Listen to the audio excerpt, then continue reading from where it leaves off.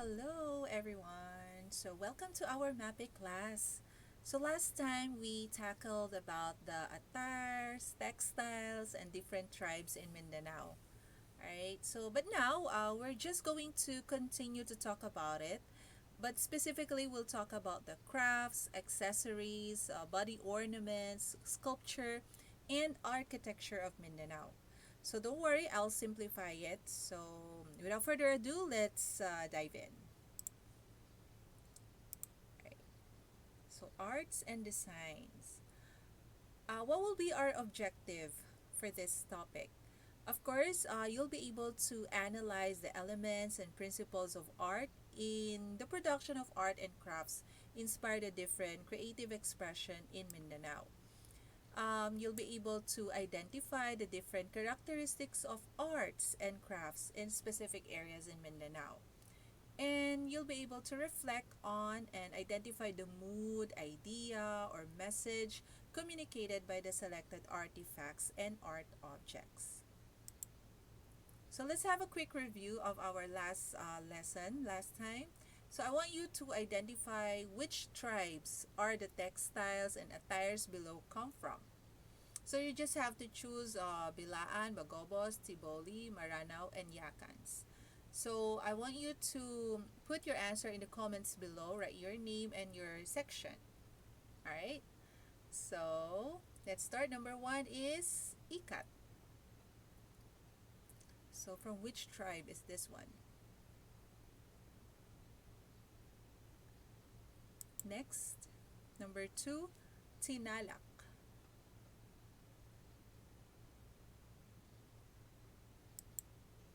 Number three, this is a group of people who live in Davao. So that's how their attire looks like. And of course, number four, Malong.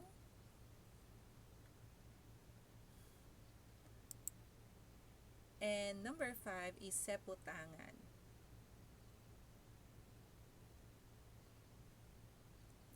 Alright, so I'll give you 30 seconds to put in all your comments below for your answer. Don't forget to put your name and also your section.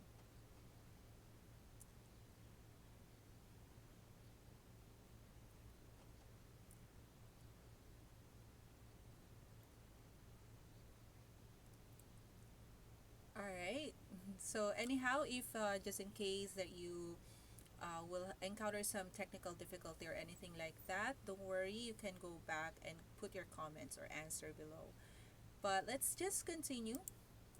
Alright, so lesson 2 is crafts, accessories, and body ornaments. Okay, so ito class yung una natin. This is called the Sari Manok. So it is a legendary bird of Maranao and it comes from the word sari. So it means cloth or garment and manok for chicken. Alright, so if you notice in the picture, the sari manok, there's fish under it, under the feet, and then it's a very colorful feather. It has a very colorful feathers. So that is their sari manok. And they also have this one. So this is another art in Mindanao. This is okir. So it actually refers to traditional and unique carving. So the name comes from an old Malayan word which means carve or ukit in Filipino. So ayan, if you look at the house, so yan, that's the okir. So, di ba, very, very vintage yung dating. And this one, this is actually a drawing or they painted on a bond paper, Oslo paper. So, this is gonna be your performance task in ours. You're going to create or design your own okir using oil pastel, crayons, or what have you. Okay, but don't worry about it. I'll just explain that to you as we progress. Okay, but let's now just concentrate on our topic for this day. Next is let's see the face and makeup and body ornaments. During the wedding ceremony class, as you can see, this is the groom and the bride to be. So they have a distinct visual arts of the yakan is the actually the facial makeup.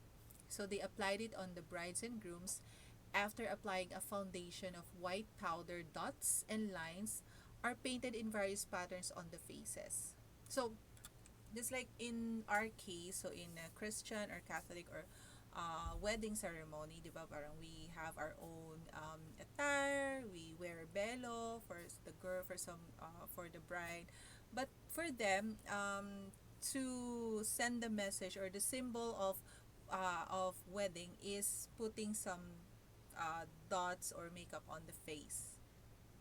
Okay, so that's what they do. Next.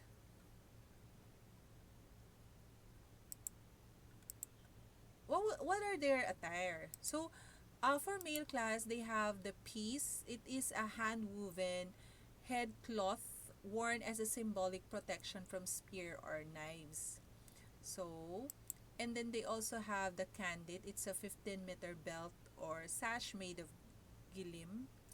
And shirts are believed to be bulletproof with Arabic script designs. They are prepared by imams. So that's how it looks like. And for a female, short skirt over trousers. And they have saruk. It's a hat worn to add elegance. So that's their attire for a wedding.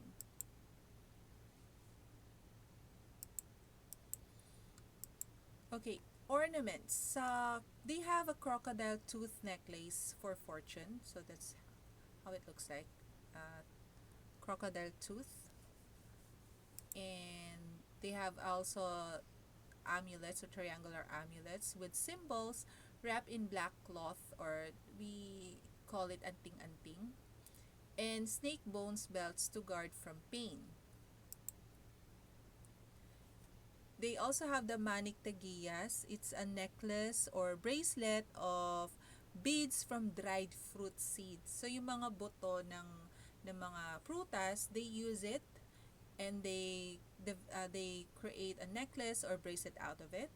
And they said that it's gonna be a protection against evil spirits. Just like this one. So at that time, that's what they believe in. They also have manik sembulan. This one, it's still a necklace and bracelet made of a bamboo stems, so cut into short pieces. But of course, class, I just want to point out that in modern times right now, we are more critical, and most of us believe that, of course, we put our trust in God, so we don't rely on objects to give us protection, right? So it's still advisable for us to put our trust in God, especially in this pandemic time. That's why most of us, we always pray to God, we always ask for protection, because that's the best weapon, prayers. So, of course, that's my own opinion. We're all entitled to our own opinion. So, I'm not also disrespecting them. Of course, we have to really respect their beliefs. Okay? Let's continue. Alright. So, pegupaan. This is a bamboo container for chewing betel nut. So, yan, lagayan siya ng mga mane-mane nuts. Okay, and lutuan. It's a small bronze box with engraved carried at the waist. So they put it on the waist, and that's where they put maybe all their harvest. Like that. So that's called lutuan. So that's how it looks like. Alright, let's continue. What about their accessories? So we all know the Tiboli tribe has a lot of accessories. So just like a typical women, we love to accessorize and all. So even our indigenous people or our ancestors also do that. So the first one is they have the Hilot. It is a heavy brass belt worn by women during festivals. So when they attend party, so festivals, so yan, sinusot nila yung ganyang belt, 'di ba? So nice. Very vintage. And the Tiboli nobility wear it with bracelets and anklets, furnished with ball bearings. So yung mga matataas na tao, they even wear it with bracelet and anklets. Okay. And so this is their accessories on their their hair. So they have the suwat imimot. So this is actually a wooden comb with colored glass beads hanging from it, worn toward the back of the head. So that's how it looks like. Very, very, very artistic. So you see, class, even before, we love to accessorize ourselves as women, and that's why we want to always look create. We always want to look attractive, right? So that's also the same thing with them. All right. So brass making. Let's talk about Kolintang. So this is one also of their arts. So as you can see, they have okir, designed or styled on the table, and that is Kolintang. Okay, in our music lesson or class, we're going to you're going to see sample of the sound of Kolintang. But now I just want you to focus on the art side or aspect of this lesson. All right, let's now gauge your understanding. All right, so what do you call the legendary bird of the Maranao? Anyone? Okay, so I maybe for you to also do knowledge check, I want you to get pen and paper, write down your answer, 1 to 8. This is not the one that you're gonna answer on the Google classwork. That's another activity. So this is just, just a review for the lesson. Okay, so number one, the legendary bird of the Maranao. It's called Sari Manok. Very good. Okay, number two. It came from an old Malayan word which means carve or ukit in Filipino. What is it? Very good. It's okir. All right, let's go to the third one. It serves as protection from spears and or spears rather. It serves as protection from spears and knives during combat and may be fastened around the trousers. This is the male who wears this. Okay, it's called peace. All right, number four. It is a bamboo container for all the paraphernalia for chewing betel nut. Still remember what is it called? It's the pegupaan. Very good. Number five. It's a heavy brass belt commonly worn by Tiboli women during festivals. What do you call this? Very good. Hilot. That's right. So it seems that I assume that all of you are doing well in this knowledge check. Let's continue on number six. So a wooden comb with seeds beads hanging from it. It's worn toward the back of the head. Parang payuneta siya. Alright, very good. That is suwat imimot. Okay. And number seven, this is an instrument that consists of a row of small brass or bronze gongs horizontally laid upon a wooden rack. It's called the... Yes, that's right. Again, very good class. It's Kolintang. And last question.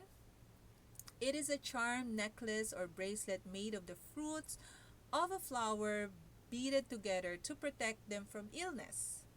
This is what we call the maniktegias. All right, perfect. Okay, so that is the first lesson or the lesson 2. We have up to lesson 4 to tackle today. Don't worry, it's very short and very simple. Okay. So anyhow, this is a video lesson. So if you want to, to watch or rewatch it, you can do so. All right. So sorry, I wasn't able to remove that. But let's continue. Okay, lesson 3. This is another topic. It's architecture. So let's take a look. They have a very very artistic architecture and structure. So the first one is the Torogan. Okay, it is an ancestral house of the upper class of Maranao. So yung mga mayayaman, yung mga mayayaman sa kanila, so that's how it looks like. Yan yung pinakabahay nila. Oops. Okay, it is actually a dwelling place of the datu, yung mga datu. Ito yung mga ating, let's call this, yan. So, yung mga may posisyon sa lipunan. Okay, and the National Museum has declared the Maranao Torogan as one of the national cultural treasures through museums. Okay. Next one. Ayan. So, if you can see, this is the oak here, right? So, this is called the Panolong. It is a wing-like ornament of a Torogan flaring out from the beams. This ochre carving usually features the naga or serpent, pakorobong or stylized fern, as well as floral and star and bud motifs. So panolong is, it's an ornament, wing-like ornament. Parang maganda siyang tignan. Right? Kasi if you notice, they love colorful. They're very artistic. And let's continue. Okay, so this is the Grand Mosque of Cotabato. Alright, so that's how it looks like. It's the largest mosque in the Philippines. The Sultan Haji Hassan al-Bolkiah Masjid, sitting near the idle banks of Tomontaka River, is founded by the Philippine government and the Sultan of Brunei, after whom the masjid was named. Alright. And we have the fourth pillar of Zamboanga. This is a historical fourth pillar called Real Fuerza de Nuestra Señora del Pilar del Zaragoza. It was founded in 1635 and still stands strong until today. Was engineered by Father Melchor de Vera. He is a Jesuit priest. Okay. And let's go to the next. Okay, this is the monastery of the Transfiguration of Bukidnon. Very nice. So it is located at the top of the hill of Malay-Balay, Bukidnon, founded by Father Abbot Eduardo, Africa, and run by Benedictine monks. The pyramid-like structure was designed by the national artistic architecture Leandro Locsin. Okay, very nice architecture. Alright. Okay. And lastly, the Santo Rosario Church in Camiguin. So it is actually located in the town of Sagay, Camiguin Island. It was built in 1882. They used coral stones on this one. So imagine 1882, that was a very long time. So they were able to preserve that.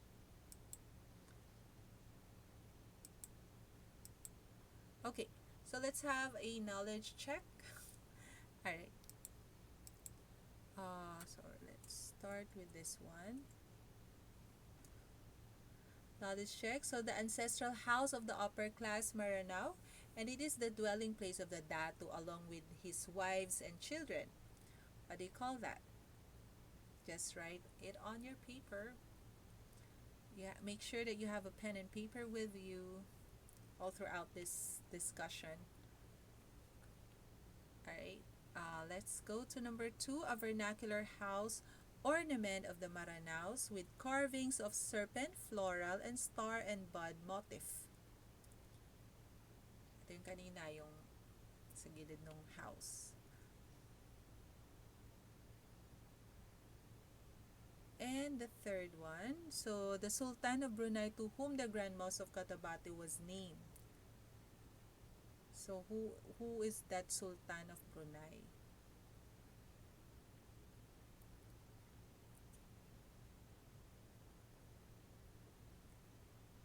And number 4, the national artist for architecture designed the monastery of the Transfiguration. Who is that national artist?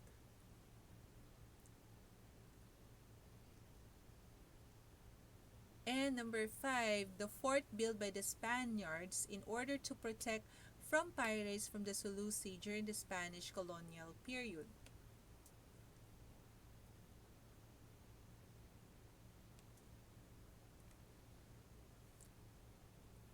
And number 6, this is a church was originally made of coral stones, then retrofitted due to its weak infrastructure.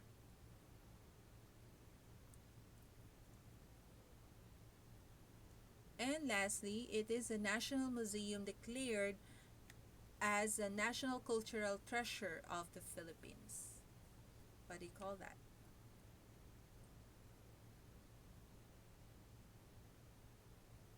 Alright, so I think we're done. Let's check. Okay, so the ancestral house, it's Torogan, right? And the vernacular house ornament, it's Panolong. The Sultan of Brunei, its Sultan Hassan al-Bolkiah Masjid. Quite long, right? And the national artist is Leandro Locsin.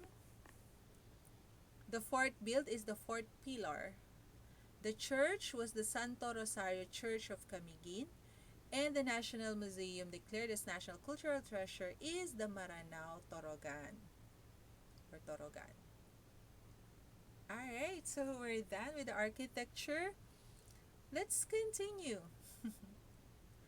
Okay, so let's take a look at their sculptures.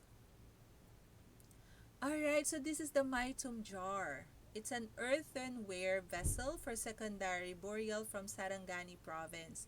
It was first discovered in 1991 and now with National Museum. So that's how it looks like.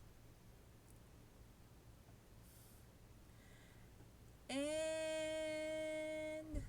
next is this one. So this is the Tiboli wood carving and brass casting pottery. Ayan yung mga clay yan. So the wood carves get their inspiration on the wildlife in their local area. So artisan use the lost wax casting method to produce more copies of sculpture. And then the mold is made of wax and covers it with clay. And then the molten brass is poured into the clay cast which melts and replaces the wax form. So meron siyang wax, tapos they use the casting method, and then once they have that, yung na mold na nila, na mold nila, they put some wax and cover it with clay. Okay, para mas maging ganyan, makinis siya. And then they put some molten brass, yan katulad nito, parang brass siya. They poured it into the clay cast which melts and replaces the wax form. So ganun siya. Ganda, diba? So nice. Alright. Marina wood carving and metal casting. So that's how it looks like. So yan mga metal casting nila. This is the Rarub Iklong, a metallic armor made of brass, plates, carabao horn, and interlocking ringlets. And the Kamplan, it is actually a single-edged steel sword with a handle made of hand-carved ivory in a form of the head of the naga or serpent. Yan, serpent. Handcrafted gold and hang horse hair at the bottom handle. Yan. Okay. Right. And we have the Batigue. It's a large manually carved wooden top inlaid with mother of pearl. So, mahilig din sila mag-carve. Hirap niyan. Okay, and candy. It is a heirloom teapot or kettle used for hot water, coffee, or tea. So, they also have that. So, especially this is pangmayaman yung datingan. So, ito yung mga ginagamit sa Torogan houses, sa mga datu.